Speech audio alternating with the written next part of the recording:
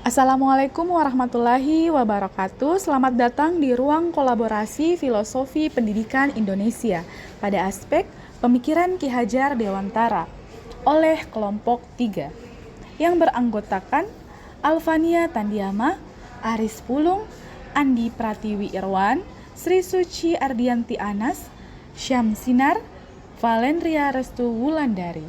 Selamat menyaksikan.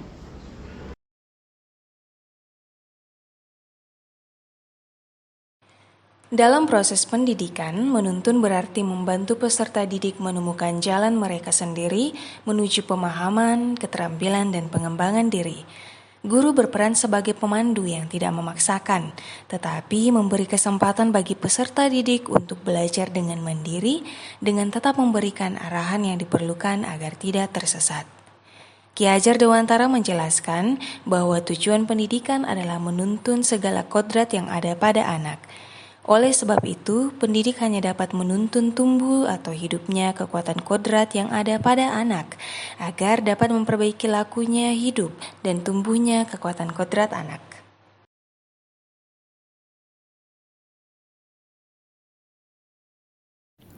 Kata menuntun dalam konteks sosial budaya dimaknai sebagai suatu usaha membawa seseorang ke suatu hal yang baik untuk hidup di masyarakat. Salah satu budaya yang sudah menjadi norma adat etnis Bugis yang diwariskan turun-temurun adalah Mapatabe. Tradisi ini merupakan sebuah bentuk menghormati dan menghargai dari orang yang muda kepada yang lebih tua atau orang yang dituakan, bahkan kepada orang yang tidak dikenal sekalipun.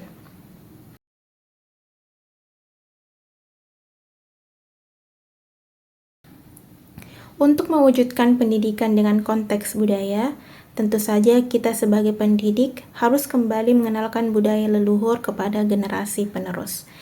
Menanamkan budaya sendiri sebelum tergerus dan terlupakan dengan budaya luar merupakan urgensi yang perlu untuk diwujudkan dalam zaman sekarang ini.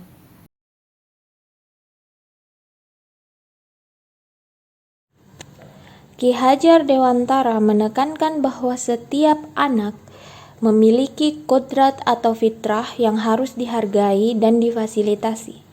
Pendidikan yang baik akan membantu peserta didik memahami dan mengembangkan potensi alaminya, sehingga mereka bisa tumbuh sesuai dengan apa yang mereka miliki sejak lahir.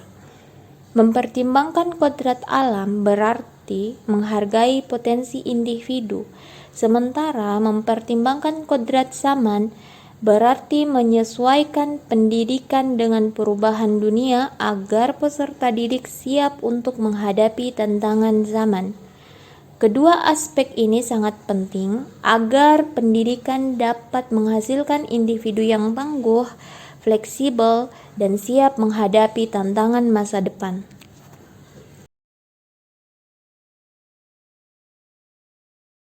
Manusia merdeka adalah manusia yang hidupnya lahir atau batin tidak tergantung kepada orang lain, akan tetapi bersandar atas kekuatan sendiri. Sebagai pendidik, tugas utama kita tidak hanya mengajar, tetapi juga memperdayakan peserta didik agar mereka dapat belajar secara mandiri dan kreatif.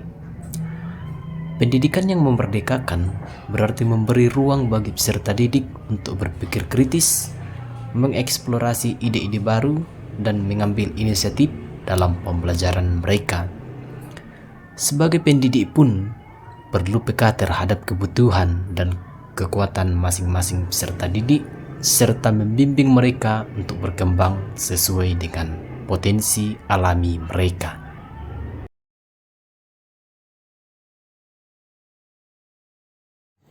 Sipakatau, sipakalebi, sipakainge. Nilai-nilai sipakatau, saling menghormati sebagai manusia, sipakalebi, saling menghargai, dan sipakainge, saling mengingatkan, juga mendukung pendidikan yang membebaskan. Ini berarti pendidikan tidak boleh memaksa atau menekan, tetapi justru membangun rasa hormat antara guru dan peserta didik, serta mendorong peserta didik untuk menghargai satu sama lain dan saling mendukung dalam proses pembelajaran. Pemikiran ini sesuai dengan semboyan Ki Hajar Dewantara, Tuturi Handayani, di mana guru memberikan dukungan dari belakang sambil membiarkan peserta didik berkembang secara mandiri. Jagai linoa lolombonena kamaya tumpalangika siangang rupa tawa siangang boronga, yang artinya peliharalah bumi beserta isinya. Demikian pula langit, manusia, dan hutan. Nilai-nilai budaya Pasang tentang pelestarian hutan mengajarkan secara praktis untuk budaya hidup bersih dengan memelihara lingkungan tetap bersih dan tidak melakukan pengrusakan fasilitas kebersihan, dan memiliki sikap disiplin untuk menjaga kebersihan. Guru dan peserta didik tidak membuang sampah sembarangan. Oleh karena itu, sebagai masyarakat Indonesia, kita memiliki budaya bangsa dan karakter bangsa yang harus kita terapkan dalam kehidupan sehari-hari sebagai warga negara Indonesia yang baik. Tallu Lolona. Falsafah Lolona menggambarkan lolotau atau pucuk kehidupan manusia, lolopatuan atau pucuk kehidupan hewan, dan lolotananan atau pucuk kehidupan tumbuhan. Falsafah ini mengandung nilai-nilai yang universal dan menjadi sebuah modal pembangunan karakter yang memiliki makna dan tujuannya untuk hidup saling mengasihi dan menghargai serta menyayangi di antara makhluk yang ada. Hal ini selaras dengan tujuan pendidikan menurut Ki Hajar Dewantara, di mana manusia merdeka adalah mereka yang mampu berkembang secara utuh, selaras dengan aspek kemanusiaan, mampu menghargai dan menghormati kemanusiaan orang lain.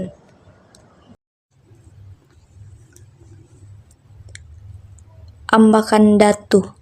Ambakan Datu merupakan salah satu ciri khas masyarakat Toraja, yaitu sikap gotong royong. Sikap gotong royong yang dimaksud adalah sikap saling menolong, saling membantu, dan saling membutuhkan di antara sesama masyarakat. Salah satu contoh yang nampak dalam masyarakat yaitu dalam pekerjaan membangun rumah, mempersiapkan suatu pesta rambu tuka atau pesta rambu solo. Hal ini menunjukkan bahwa pendidikan informal yang terjadi dalam kehidupan sehari-hari memiliki dampak besar dalam membentuk karakter dan kebersamaan masyarakat Toraja.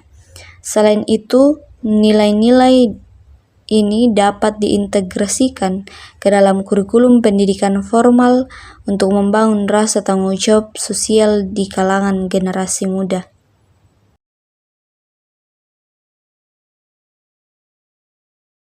Dengan mengadaptasi pemikiran Ki Hajar Dewantara yang menekankan pendidikan karakter berbasis kebudayaan serta mengkombinasikannya dengan kearifan lokal, peserta didik tidak hanya akan menjadi manusia yang berakhlak dan berpengetahuan, tetapi juga mampu memelihara budaya lokal sambil siap menghadapi tantangan global.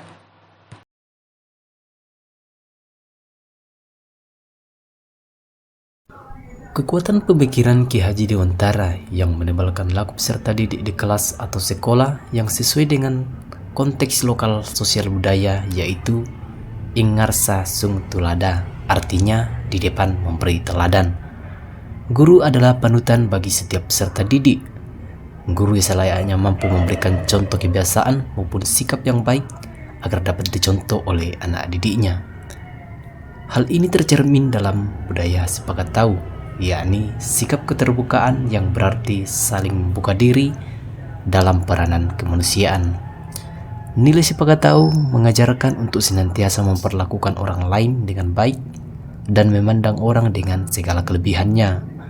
Oleh karena itu, budaya sepakat tahu menjunjung nilai tinggi saling menghargai antar sesama, tidak mengenal tindakan semena-mena terhadap sesama, dan bahkan persoalan individu menjadi persoalan bersama. Ki Hajar Dewantara menawarkan pendekatan pendidikan yang holistik dan menyeluruh, Salah satu faktor yang mempengaruhi perkembangan anak adalah usia. Ki Hajar Dewantara menggunakan istilah tingkatan jiwa untuk membagi susunan dalam perguruan, sesuai dengan pembagian umur anak menurut ilmu jiwa. 1. Windu pertama 0-8 tahun, Wiraga. Masa ini merupakan periode yang amat penting bagi perkembangan jasmani dan panca indera. Masa Wiraga merupakan masa aktif dan penuh dengan pertanyaan. Anak-anak sulit untuk duduk diam dan fokusnya masih pendek. Mereka lebih suka bergerak dan beraktivitas. Anak-anak pada masa Wiraga banyak belajar melalui panca indera, yaitu melalui penglihatan, pendengaran, penciuman, perasaan, dan perabaan. Bermain menjadi kebutuhan penting pada masa ini. Masa ini juga disebut sebagai masa puber pertama, yaitu masa pematangan sebagai anak manusia. Jika berpedoman pada apa yang diusulkan Ki Hajar Dewantara, anak-anak pada masa ini seharusnya diberi peluang untuk melihat betapa membaca dan menulis itu bermanfaat sebelum mereka menyebut huruf, menyuarakan, dan mengenal kata. Periode kedua adalah masa Wiraga Wirama atau Windu kedua dengan rentan usia 9-16 tahun. Meskipun gerakannya masih aktif, anak-anak sudah mulai bisa fokus dan menggunakan akal pikiran mereka. Masa ini disebut masa intelektual. Anak-anak mulai mengembangkan pemikiran kritis dan mencari pengetahuan. Masa ini dianggap sebagai waktu mengisi diri dengan berbagai aktivitas atau petualangan untuk mencari pengetahuan. Petualangan menjadi hobi mereka dan mereka semakin berani untuk bertanya dan bersikeras. Masa ini merupakan periode perkembangan untuk daya-daya jiwa, terutama pikiran anak. Namun, pertumbuhan perasaan masih amat kurang. Geraknya masih banyak tetapi sudah mulai berirama. Dengan karakteristik tersebut, maka praktik yang disarankan adalah pengajaran yang mempergunakan pikiran. Artinya, anak-anak diberi pengertian tentang segala tingkah laku kebaikan dalam hidupnya sehari-hari.